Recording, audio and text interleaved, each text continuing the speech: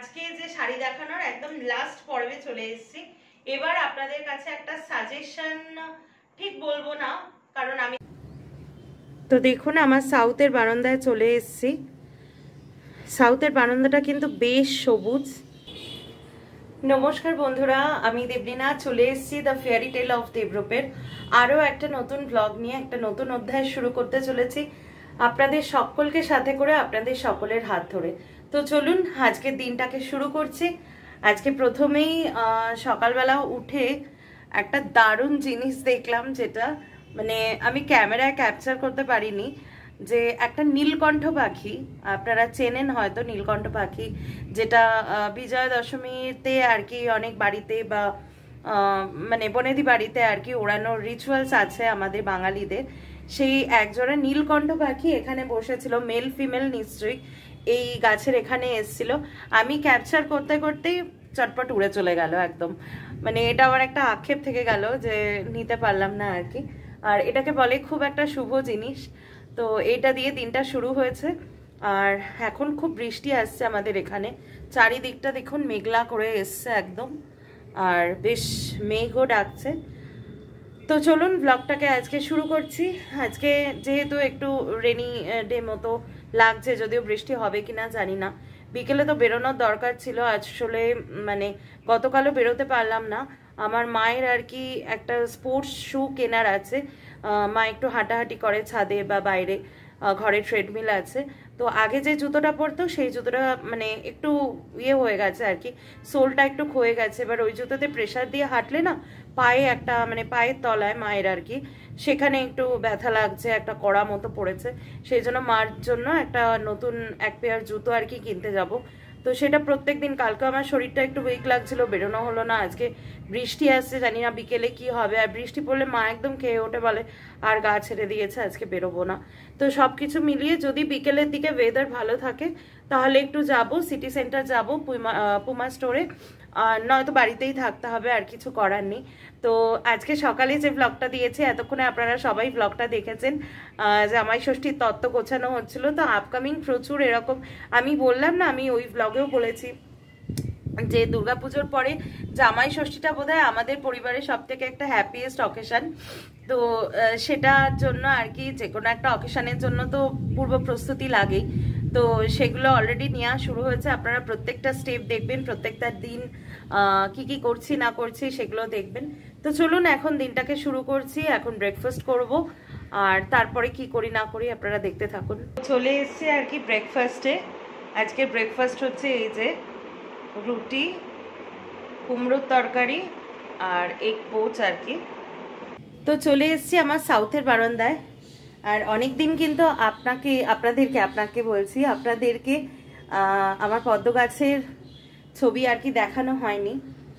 এই দেখুন, এর মধ্যে কিন্তু আরও একটা পদ্ম ফুল ফুটেছিল, যদিও সেটা আমি আর তুলতে পারিনি। আর এইখানে দেখুন, আমি খুব একটা বেশি নাড়াবো না, এই একটা নতুন পদ্ম কুড়িয়ে এসছে। গাছটা কিন্তু সত্যি খুব, দেখুন এই কদিনের মধ্যে, আপনারা যদি প্রিভিয়াস ভিডিওটা দেখে থাকেন তাহলে দেখবেন এই কদিনের মধ্যে কিন্তু বেশ ঝাঁকড়া হচ্ছে। তো এখন যাচ্ছি লাঞ্চ টেবিলে। আজকেও আমি রেডি হয়েছিলাম, সবাইকে ডেকে ডেকে তারপরে বসালাম, সব একটু রিল্যাক্স করছিল আর কি। তো আজকে না আমার পুরো সব ফেভারিট মেনু, তার মধ্যে দেখাচ্ছি। ভাত আছে, লাল শাক রয়েছে। এখানে যে মেনুটা, এটা আমি দারুণ খাই, আগেও বলেছি। এটা হচ্ছে হ্যাঁ, এটা হচ্ছে আমাদের ছাদে, মানে বাবা করেছে একদম টাটকা, সকালবেলা তুলে এনে তারপর মাকে দিয়েছে, মা রান্না করেছে। আর এটা হচ্ছে এটাকে কি কলা বলে যেন, ডয়রা কলা, সেই কলার তরকারি, তার সাথে উচ্ছে আলু চিংড়ি মাছ দিয়ে সরষে বাটা, দানা কলা উচ্ছে আলু চিংড়ি মাছ দিয়ে সরষে বাটা দিয়ে দুর্দান্ত খাই আমি, রাঁধুনি দিয়ে। হ্যাঁ, আর এখানে যেটা হয়েছে, এটা আমি জানি না আপনাদের কজনের প্রিয়, আমার ভীষণ প্রিয়। কালকে রাত্রেও খেয়েছি, মা আবার টাটকা বানিয়েছে। এটা হচ্ছে তেল কই। কই মাছটা এমন একটা জিনিস না, একদম টাটকা টাটকা খেলে তবেই ভালো লাগে, নয়তো মানে জাস্ট এবেলা ওবেলা খেলে, মানে দুপুরেরটা রাত্রে যদি খাওয়া যায় না, একটু কেমন রাবার রাবার হয়ে যায়। আর এই কই মাছগুলো অসাধারণ ডিম ভর্তি, কারণ সামনেই বর্ষাকাল আসছে, আর বর্ষাকালে না ডিম ভর্তি কই মাছ খেতে খুব ভালো লাগে। তো আজকে প্রত্যেকটা মেনু মানে আমার খুব ফেভারিট, মানে শাক থেকে মাছ অবধি। তাড়াতাড়ি খেতে বসে যাই। মুড়ি খাওয়ার পর বেশ অনেকক্ষণ হয়ে গেছিল, ও আর আমি, আমাদের না এই টাইমটা হচ্ছে একদম উই টাইম। এই টাইমটা একদম আমাদের হচ্ছে উই টাইম। এই টাইমে আমরা ভীষণ আড্ডা মারি। তো প্রায় 1-1.5 ঘন্টা হয়ে গেছে আড্ডা মারতে মারতে। হঠাৎ মনে হলো যে ওই দিনকে, মানে জামাই ষষ্ঠীর দিনকে, আমি এই দিনটা নিয়ে ভীষণ এক্সাইটেড থাকি। অনেকে হয়তো ভাববেন যে জামাই ষষ্ঠী নিয়ে এত বাড়াবাড়ি করার কি আছে, কিন্তু আমার আছে। বিকজ দেখুন, যার যেটা ভালো লাগে সে তো সেটা নিয়ে এক্সাইটেড হবেই। তো যাই হোক, আমি ভাবলাম যে ওই দিনকে কি পরা যায়, কারণ ওই দিনকে আমি একটু জমকালো সাজতে ভালোবাসি। তো তার জন্য দেখুন একদম বার করে নিয়েছি সমস্ত আমার যেগুলো মানে বেনারসি শাড়ি আছে, বা যেগুলো সিল্কের মধ্যে যেগুলো একটু গর্জাস আছে সেগুলো। এবার বের করতে করতে আমি চুজ করছিলাম, ওকেও বলছিলাম চুজ করে দিতে, মাও আসছিল। তো আমি ভাবলাম আমার একটা পুরনো ব্লগে আছে বেনারসি শাড়ি সম্পর্কে। তো তখন না আমি এখনো নিউ কামার, কিন্তু তখন একদম পুরো বিগিনার্স ছিলাম। তখন আমি এডিটিং এর এত কাজও জানতাম না। আমার আজও মনে আছে, তোমার মনে আছে ওই ভিডিওটা পুরো টানা নেওয়া হয়েছিল, বিকজ তখন আমি মানে যে কোনো এডিটার অ্যাপ আছে এটাই আমি জানতাম না। পুরোটাই ওই ভিডিওটা মানে ক্যামেরা পুরো খালি করে শুট করা হয়েছিল, আর এন্টায়ার ভিডিওটাকে উইদাউট এনি এডিটিং আমি পোস্ট করে দিয়েছিলাম। তো আজকে সেগুলো আমি অনেকটাই জানি। তো আমি ভাবলাম যে তখন তো আমি এত যেটা বলছি এডিটিং এর কাজ জানতাম না। তো আমার একটা জিনিস মনে হলো, যখন শাড়িগুলো নামালাম, তো তখন এই শাড়িগুলো তো আমি বিভিন্ন অকেশনে পরেছি। তো হ্যান্ডলুম শাড়ির যে ব্লগটা আমি দিয়েছি, একটা শাড়ি দেখালে কি তার পাশাপাশি সেটা পরে ঠিক কিভাবে স্টাইলিং করা যায় সেটা যদি দেখানো যায় তাহলে সেটা খুব ভালো হয়। যেমন শাড়ি, মানে কোনো শাড়ি কিনলে দেখবেন মডেলের ছবি থাকে। তো আমি ভাবলাম সেটাই করি। এই শাড়িগুলোর মধ্যে মানে বেনারসির মধ্যে আমি টপ 5 to 6 বেনারসি দেখাই। পাশে আমি অবশ্যই চেষ্টা করব প্রত্যেকটা শাড়ি পরিহিত অবস্থায় আমি ঠিক কিরকম করে সেজেছিলাম সেই স্টাইলিংটা দেখাতে। তো চলুন, প্রথমেই আমার হাতে যেটা আসলো সেটা হচ্ছে এই বেনারসিটা। আপনারাও একটুখানি দেখুন যে কোনটা আমার পরা উচিত। যদিও এই গরমে বেনারসি সামাল দেওয়া খুব চারটেখানি ব্যাপার নয়। এই বেনারসিটা আছে এরকম, দেখুন ওভারঅল পুরো বডিতে না এই কাজটা আছে, মানে এই বড় বড় আম কলকা, মাঝে ছোট ছোট জড়ি দিয়ে বুটা, ওভারঅল এই কাজটা আছে। আর এটা হচ্ছে হাফ অ্যান্ড হাফ। পাটলিতে পড়বে হচ্ছে এই ডিজাইনটা, এই ব্লু এর উপর যে একটা জংলা, জাল জংলার কাজ আছে, এটা পড়বে। আর ব্লাউজটাও হচ্ছে ব্লুতে। তো দেখুন এই শাড়িটা, এটা আমি করোনার সময়তে মানে হোম ডেলিভারি নিয়েছিলাম ফ্রম আদি ঢাকেশ্বরীর থেকে, হ্যাঁ, যেটা নিতাই বাবুর দোকান, ওখান থেকে নিয়েছিলাম। তখন এটা দাম নিয়েছিল 7,500 টাকা। এটাও একটা কোন উপলক্ষে তোমার মনে আছে?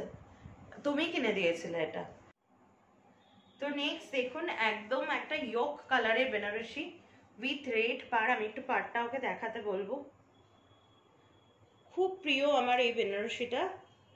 এটা আমি আবারও বলছি, আমাদের বাড়িতে দীপান্বিতা কালী পুজো, মানে কালী পুজোর রাত্রে যে লক্ষ্মী পুজো হয়, দীপান্বিতা কালী পুজো না, দীপান্বিতা লক্ষ্মী পুজো হয়, এখন তো কালী পুজোও হয় আর কি। তো সেই বেসিসে যেহেতু মা লক্ষ্মীর ফেভারিট কালার হচ্ছে হলুদ, সেই জন্য কিনেছিলাম। এই শাড়িটা পরে আমি খুব সুন্দর সেজেও ছিলাম ওই দিনকে। তো শাড়িটার বিশেষত্বটা দেখাই। এটা তো হলুদ আর লাল পাড়, আর এইটা হচ্ছে মানে হাফ হাফ আছে, এটা হচ্ছে কুচি এইটা।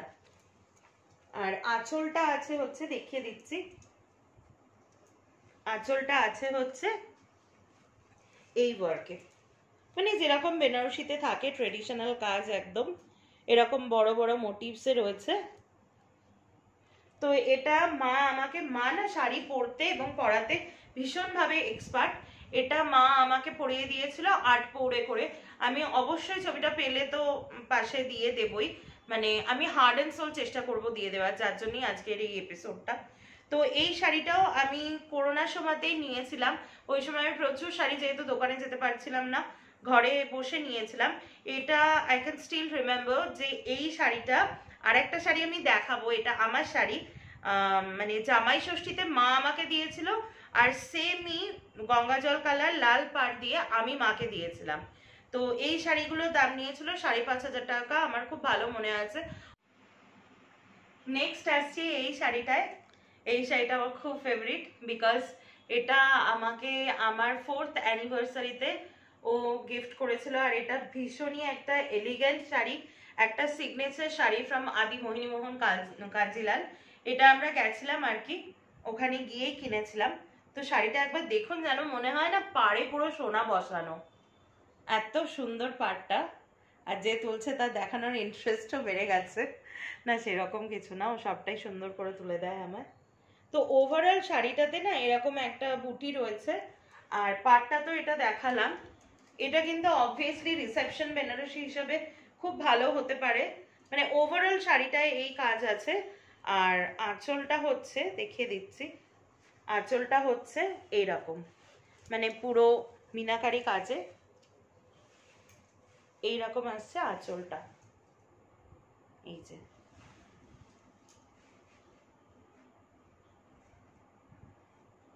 তো এইটাও কিন্তু আমি পরতে পারি। এই শাড়িটা বহুকাল আমার পরা হয়নি, বিকজ অনেক শাড়ি আছে পরতে পরতে, এটা না অ্যাজ ইট ইজ আলমারিতে এরকম ভাবেই রাখা ছিল।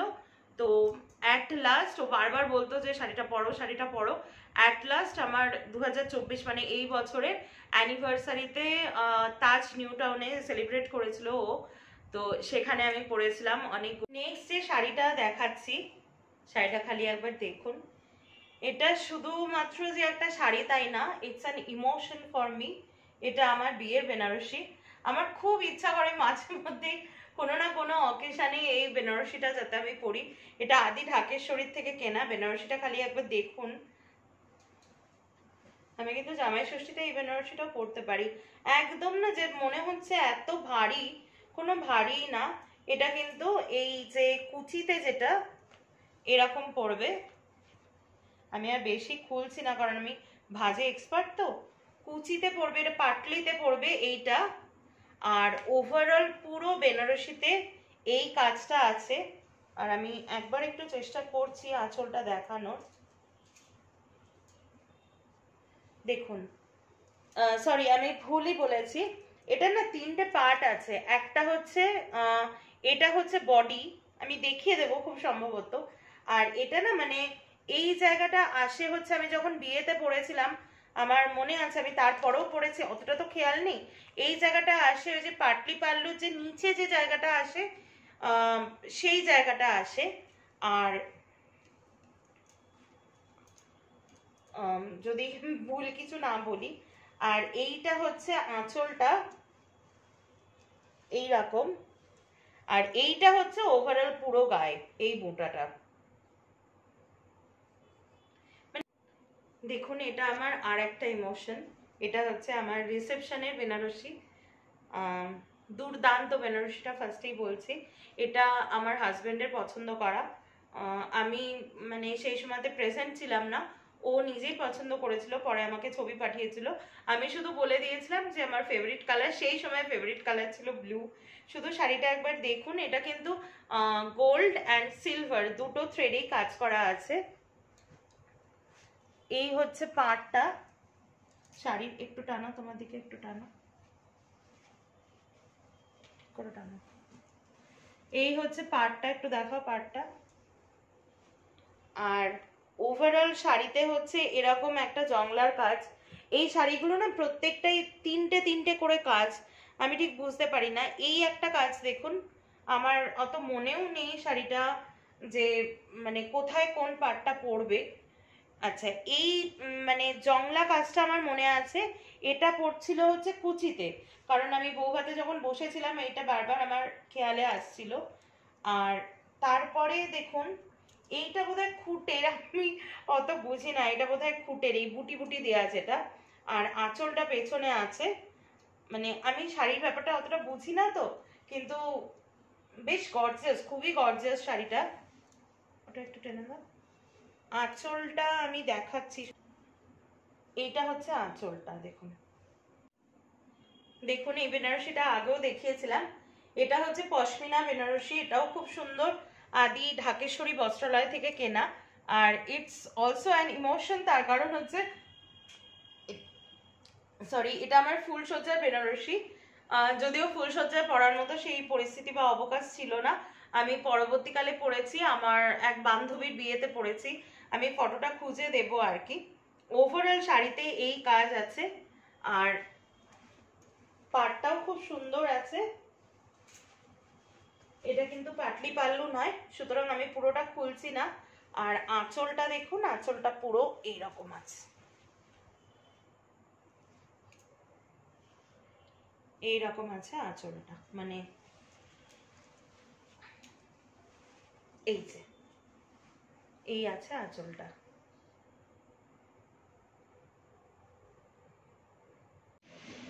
নেক্সট এই বেনারসিটা দেখুন, একদম পুরো টিয়া সবুজ রঙের বেনারসি, আর ভেতরে এরকম ছোট্ট ছোট্ট বুটা আছে।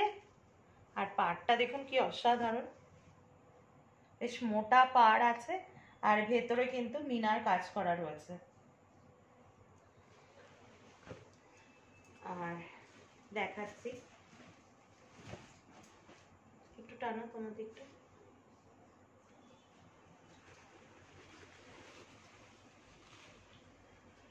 আর শাড়ি দেখাতে দেখাতে আমি হাঁপিয়ে যাই, আরো ক্যামেরা ধরে হাঁপিয়ে যায়। এইটা হচ্ছে একটু, এই যে এইটা হচ্ছে আঁচলটা রয়েছে, দেখতে পাচ্ছেন নিশ্চয়ই। আর এটা না হাফ এন্ড হাফে আছে, এইটা হচ্ছে কুচিতে পড়বে। ভীষণ গর্জাস শাড়িটা, মানে এটা আমার কেনা হয়েছিল, যেটা বললাম অনলাইনে কিনেছিলাম আর কি, হোম ডেলিভারি নিয়েছিলাম ওই করোনার টাইমে। আমি শাড়িটা না ক্যামেরায় দেখে বুঝতে পারিনি যে এটা এতটা ঝাঁ চকচকে হবে, মানে অতিরিক্ত ঝাঁ চকচকে হয়ে গেছে। আমি এতটাও ঝাঁ চকচকে মানে যে পাড়টা সেটা পরি না আর কি।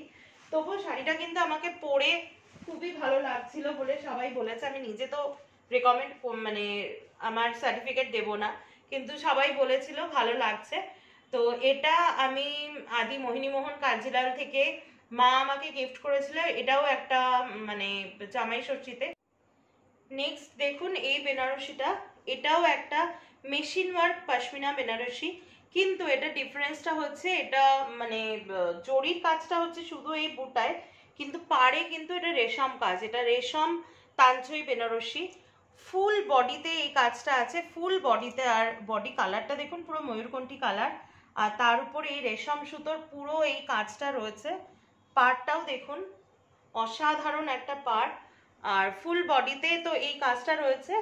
আর আঁচলটা পুরোটাই এইরকম আছে, পুরো এরকম আছে আঁচলটা। অসাধারণ একটা শাড়ি। আর এর ব্লাউজটাও আমি দেখিয়ে দেবো, ফটো তো দিয়ে দেবো, আমি দেখিয়ে দেবো এর ব্লাউজটা কিরকম আছে। পুরো এই বর্ডারটা যা দেখছেন একদম টোটাল ব্লাউজে এরকমই আর কি তাঞ্চই ওয়ার্ক করা রেশমের। পুরো ব্লাউজটা ঠাসা কাজ, মানে ব্লাউজটা না ইটসেলফ আ ডিজাইনার ব্লাউজ। আপনি ওটা দিয়ে যে কোনো ঢাকাই জামদানি সাদার উপরে বেস করে, বা বেবি পিঙ্কের উপরে বেস করে, বা ব্লু এর উপর টার্কোয়াইজ ব্লু এর সাথে খুব ভালো করতে পারবেন। তো আমার আজকে যে শাড়ি দেখানোর একদম লাস্ট পর্বে চলে এসেছি। এবার আপনাদের কাছে একটা সাজেশন ঠিক বলবো না, কারণ আমি তো কমেন্ট সেকশন এখনো খুলিনি, বারবার বলছি একটা টার্গেট পয়েন্টে গিয়ে আমি কমেন্ট সেকশন খুলবো। দেখুন আমি কোনোদিন এই ব্যাপারটা আলোচনা করিনি, তার কারণ আমি সোজাসুজি বলছি। দেখুন আমি তো একজন বিগিনিং ইউটিউবার।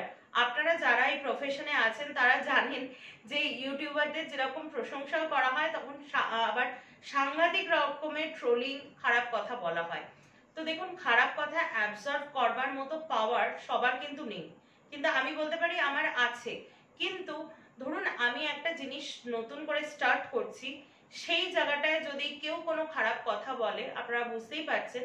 আর এই কথাগুলো কিন্তু ওই সো কল্ড কাছের মানুষদের থেকেই আসে, হয়তো তারা কোনো হিডেন থেকে করবে বা ডাইরেক্টলি করবে। সেই জিনিসগুলো যদি একবার আমার মনে এফেক্ট করে যায় না, তাহলে আমার চ্যানেলটাকে গ্রো করাতে আমার খুব প্রবলেম হয়ে যাবে। সুতরাং সেই জন্য আমি আপাতত কমেন্ট বক্সটা বন্ধ রেখেছি।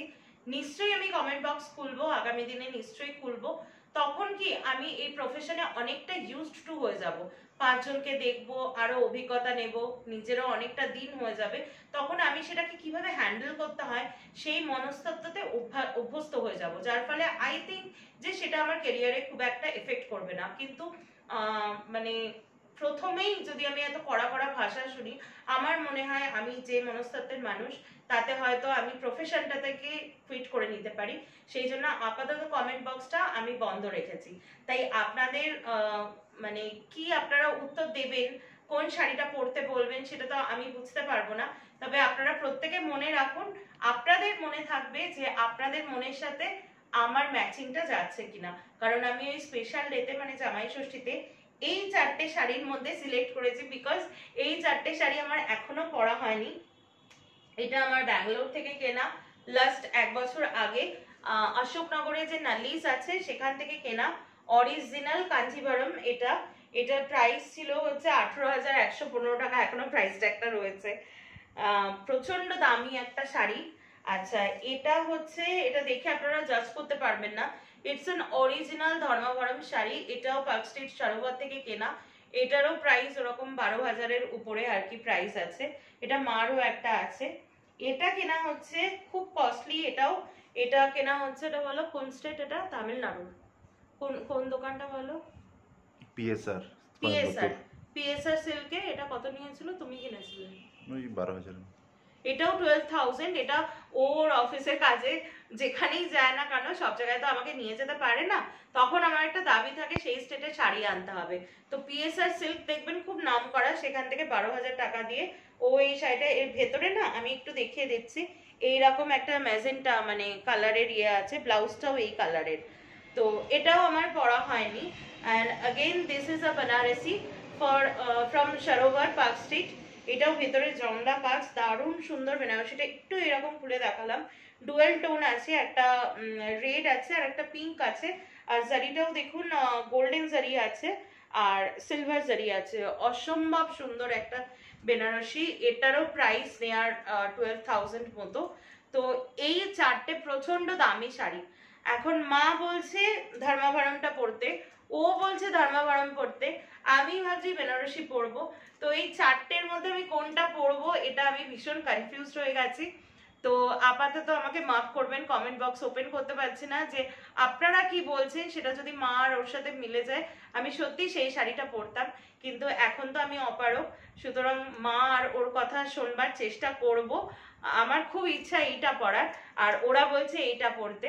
এখন দেখা যাক, বাবার রায় নেব। যদি 50-50 হয়ে যায় তাহলে দেখা যাক কোনটা পরি, আর যদি দেখি বাবাও এটা বলছে তাহলে অবশ্যই এটা পরবো। তো সেই দিনকে এটা পরে কেমন লাগছে, এর সাথে কি কি মানে জুয়েলারিজ পরবো, সেই সবকিছু আপনাদেরকে দেখাবো। তার জন্য কিন্তু দেখতে হবে the fairy tale of Debrup. তাহলে আজকে এটা নিয়ে এখন আপাতত বসি, কোনটা পরছি, আর একজনও ম্যাচিং করে পরবে বা কন্ট্রাস্টে পরবে। তো এগুলো এখন সব ভাঁজ করব, তুলবো। আজকের মতো ব্লগটা এখানেই শেষ করছি। আর ব্লগটা যদি এই অবধি দেখছেন তার মানে ব্লগটা আপনাদের ভালো লেগেছে। আর ভালো লেগে থাকলে please to like, share and subscribe to the fairy tale of Debrup, যাতে আমি দেবলীনা আরো অনেক বেশি ইন্সপায়ার্ড হয়ে আরো নতুন নতুন ব্লগ নিয়ে আপনাদের কাছে আসতে পারি। দেখা হচ্ছে খুব শীঘ্রই কালকে একটা নতুন ব্লগে। ততক্ষণের জন্য বাই, গুড নাইট।